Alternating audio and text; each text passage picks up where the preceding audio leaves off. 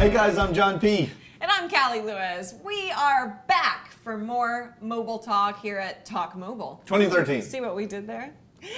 All right, this today is going to be just like one long rant, I think, because we're talking roaming. Roaming just stinks. No, roaming sucks. Yeah, it does that. Yeah.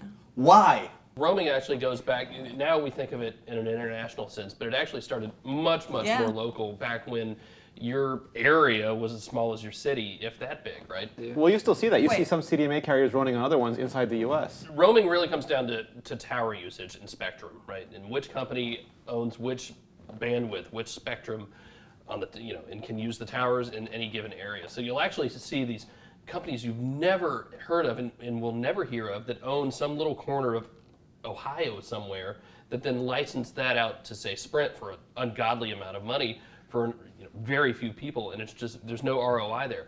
So that's one form of roaming. What we typically think about now, though, is international roaming. No, I do. I mean, we go to trade shows, and yeah, we can switch our SIMs, but it was not always that easy, especially if you had a locked phone. And I'd come back from CES or from Macworld with a $1,000 roaming data bill. Rogers is $30 a megabyte to roam, unless you get a special plan where you pay them $10 a month. Then it's $1 a megabyte. So it's getting better. Reasonable. Yes. No, it's not at all. It's getting better with some of the roaming travel packs between Canada to the U.S. But I mean, I think we all have horror stories of traveling overseas. No. Oh no. Well, Let me put it in perspective. I go to Europe for 3 days. I'm in Rome, lost. I pull up Google Maps on my phone. Mm-hmm. I fire it up. I walk for 23 minutes. I get to my destination. Thank you, technology. I get home. I have a $1,200 bill. And that's no good. But then I can go into detailed billing, and I can see that walk that took like 20-some minutes cost $48. Well, why can't I just take my phone overseas and it just works with the carriers over there without roaming? It depends on the phone. It depends on the technology, right? If you're on Sprint and Verizon, you have to have a world phone that actually has the proper radios to work on the standards over there.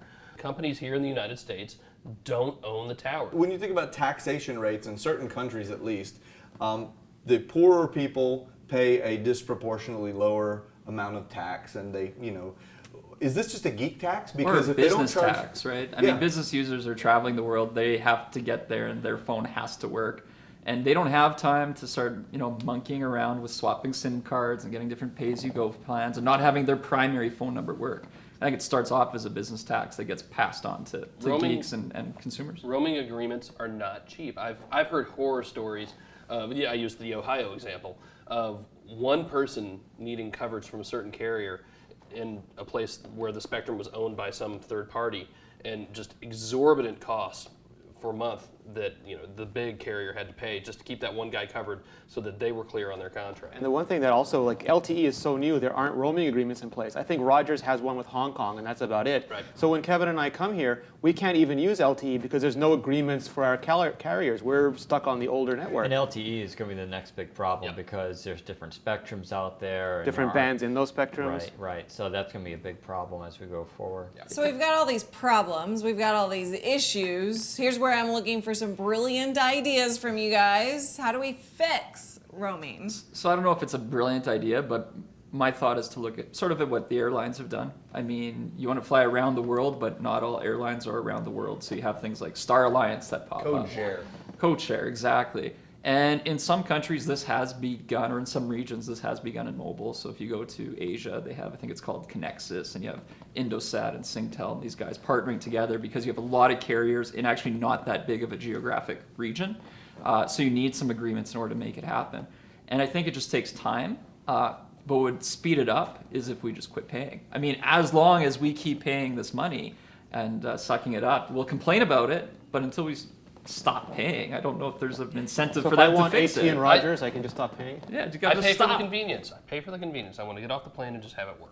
We will have more intelligent, brilliant talk from these guys. So join us tomorrow.